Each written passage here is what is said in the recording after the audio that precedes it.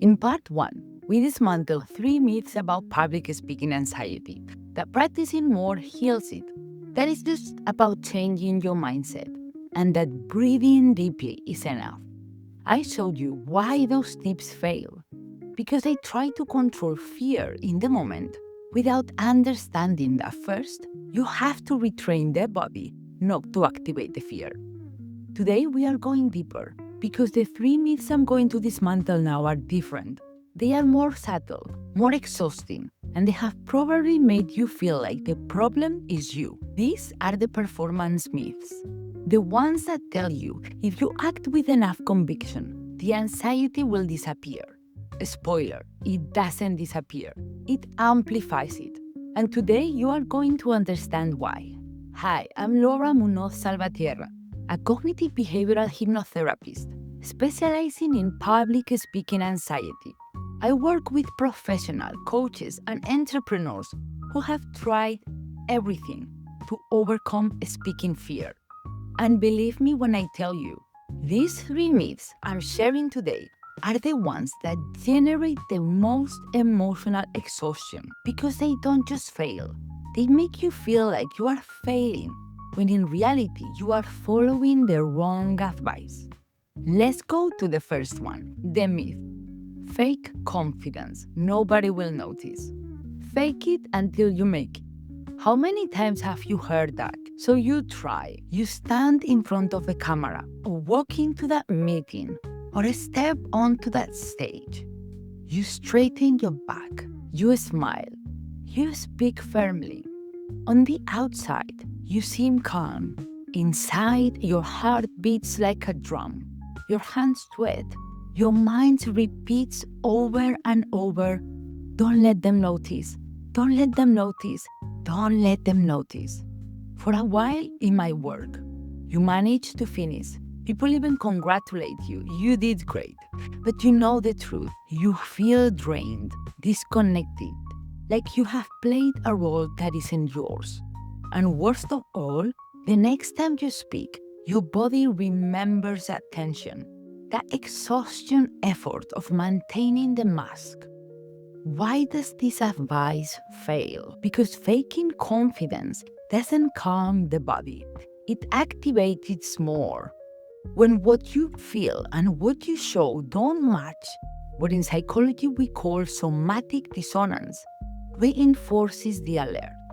Your brain detects the contradiction between the external mask and the internal panic, and that leaves a bodily memory of effort, of tension, of danger. Every time you fake confidence while your body is in threat mode, you are teaching it. This situation requires acting. And what happens after months or years of this? You feel like an imposter, like you are living a lie, like the real you can never come out when you speak. You start to feel confidence is something you have to manufacture, not something that you can genuinely feel. And that's exhausting, deeply exhausting. You don't need to fake confidence. You need to teach your body what real safety feels like.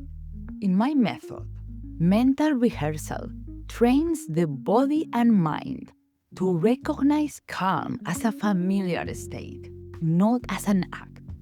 You mentally rehearse the complete situation step by step with different techniques from beginning to end, genuinely feeling the calm, thinking with clarity, and acting with control. Your body learns that experience, and it encodes it as memory. It recognizes it as safe. So when the real moment arrives, you don't have to fake anything. There is coherence between what you feel, what you think, and what you transmit. Confidence stops being a mask you put on and becomes something you embody. Now, let's move on to the second myth. And this one is especially frustrating for those who have taken public speaking courses, learned the right techniques. Project your voice. Move your hands with purpose. Maintain eye contact. Control your posture. Sounds professional. Sounds logical. So you take public speaking courses. You learn the techniques. You practice in front of the mirror. Imagine a professional who has invested time and money in communication courses. They know exactly how to stand, how to move their hands, how to project their voice, how to look at the audience. In practice, at home, they do it perfectly. The real moment arrives, the important presentation, and their heart accelerates. Their body enters alert mode, and suddenly, everything they learned disappears. Their mind only thinks, where do I put my hands? Am I breathing weird? Can they tell I'm nervous? Every moment feels awkward. Every word forced. Every gesture rehearsed. They completely lose connection with the message and with the audience. Why does this advice fail? Because when your body is in threat mode, it cannot sustain external techniques. Your prefrontal cortex, the part of the brain that controls conscious and complex movements, disconnects during acute stress. Your body enters survival autopilot, and that autopilot knows nothing about professional body language techniques. The body cannot appear calm if it doesn't feel calm. And what happens? You lose the human connection that makes public speaking valuable. And you wonder, why did I invest so much in techniques I can't use when I need them most? Presence isn't learned from the outside. It's trained from within. In my method, we first teach the nervous system to sustain calm and confidence, even in situations they used to activate anxiety. From that physiological foundation, from a body that feels safe, we train a complete new response. Gestures flow effortlessly because you are not in survival autopilot. Connection with others happens without forcing it because your attention can direct outward, not inward. We train the internal state first. Body language is just a natural reflection of that state. And now, the third myth. This is the most dangerous because it seems so reasonable. The myth. Give it time. With more experience, it will pass. It's normal at first. After a while, you will get used to it. This is the one that keeps you waiting for the day when magically the fear will disappear. Imagine a professional with years of experience, and yet, before each presentation, they still feel the same knot in their stomach, the same chest tightens, the same silent panic. They tell themselves, with time, it will pass. It's just a matter of doing it more. But the years pass, opportunities multiply, and the fear stays exactly the same, or worse. Why this advice fail? Because time doesn't cure a response that the body keeps interpreting as threat. Experience by itself doesn't re-educate the nervous system. It just repeats the same learned pattern.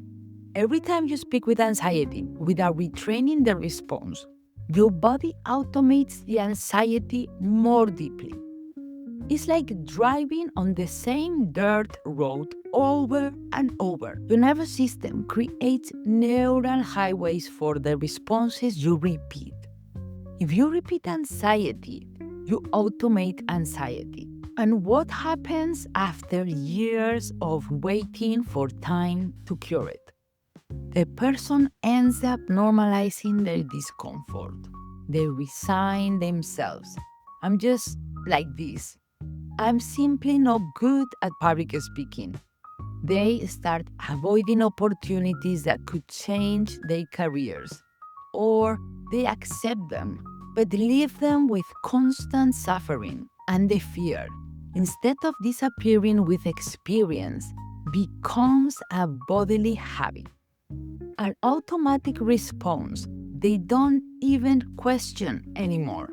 Years lost, opportunities rejected, all waited for a cure that never comes because time alone cannot retrain a nervous system. Anxiety doesn't dissolve with time. It transforms with training. In my method, we first deactivate the threat response to teach the body that there is no longer danger. Then, we re-educate the emotional, mental, and behavioral response step by step, systematically, until calm and confidence becomes automatic. I learned bodily memory. When the body learns to think, feel, and act with safety in situations that used to activate fear, experience does become mastery. Because mastery doesn't come with years. It comes with a nervous system trained for confidence. So now you know the 6 myths. In part 1, practicing more doesn't cure fear if you practice with anxiety. Changing your thoughts doesn't work when your body is in alarm mode. Breathing deeply only helps if you have trained your body to recognize it as safety. And today, faking confidence creates dissonance that reinforces the fear. Improving your body language is impossible when your nervous system is in threat mode. And 6, time doesn't cure what your body keeps interpreting as danger. All these myths, absolutely all of them, make the same fundamental mistake. They try to change the symptom without retraining the root of the problem. They try to control the nerves in the moment without teaching the body a different response. They try to build confidence on a foundation of dread, and that's why they don't work. The difference: my method doesn't try to control your anxiety, it retrains it. It doesn't teach you to fake calm, it teaches you to genuinely feel it. It doesn't give you techniques to use in the moment of panic. It trains you so panic doesn't activate in the first place. That's how the nervous system is retrained. If you have tried everything I share in these 2 parts and nothing has worked, it's not you, it's the approach. Confidence isn't something you fake, force, or wait for. It's something you can train.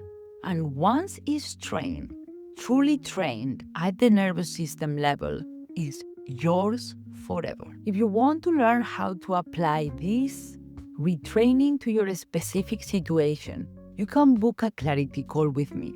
The link is in my profile. On that call, we will map your personal anxiety cycle. We will identify where your nervous system is stuck, and we will see if my method is right for you. No pressure, no sales tactics, just clarity. You can also join my newsletter, where every week I share techniques and principles from the Confident Speaker method. The link is also in my profile. And tell me in the comments, which of these 6 myths did you believe was true? Which one has cost you the most time or energy? I read every comment. Thank you for being here, for seeking a different way, for being willing to question what everyone has told you. And see you in the next video.